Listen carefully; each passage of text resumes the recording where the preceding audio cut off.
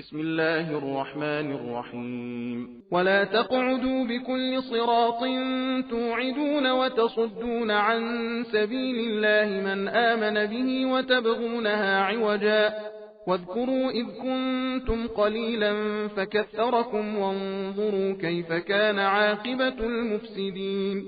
وإن كان طائفة منكم آمنوا بالذي أرسلت به وطائفة لم يؤمنوا فاصبروا حتى يحكم الله بيننا وهو خير الحاكمين. قال الملأ الذين استكبروا من قومه لنخرجنك يا شعيب والذين آمنوا معك من قريتنا أو لتعودن في ملتنا. قال أولو كنا كارهين. قد افترينا على الله كذبا إن عدنا في ملتكم بعد إذ نجانا الله منها وما يكون لنا أن نعود فيها إلا أن يشاء الله ربنا وسع ربنا كل شيء علما على الله توكلنا ربنا افتح بيننا وبين قومنا بالحق وأنت خير الفاتحين. وقال الملأ الذين كفروا من قومه لئن اتبعتم شعيبا إنكم إذا لخاسرون. فأخذتهم الرجفة فأصبحوا في دارهم جاثمين. الذين كذبوا شعيبا كأن لم يغنوا فيها الذين كذبوا شعيبا كانوا هم الخاسرين.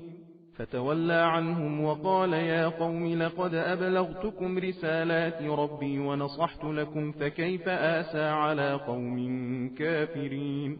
وما أرسلنا في قرية من نبي إلا أخذنا أهلها بالبأساء والضراء لعلهم يضرعون ثم بدلنا مكان السيئة الحسنة حتى عفوا وقالوا قد مس آباءنا الضراء والسراء فأخذناهم بغتة وهم لا يشعرون. ولو أن أهل القرى آمنوا واتقوا لفتحنا عليهم بركات من السماء والأرض ولكن كذبوا فأخذناهم بما كانوا يكسبون.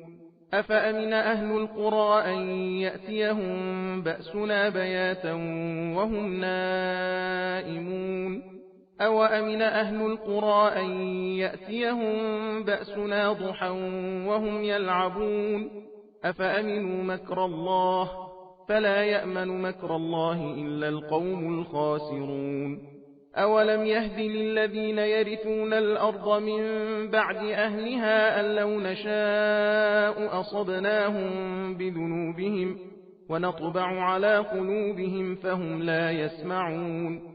تلك القرى نقص عليك من أنبائها ولقد جاءتهم رسلهم بالبينات فما كانوا ليؤمنوا بما كذبوا من قبل كذلك يطبع الله على قلوب الكافرين.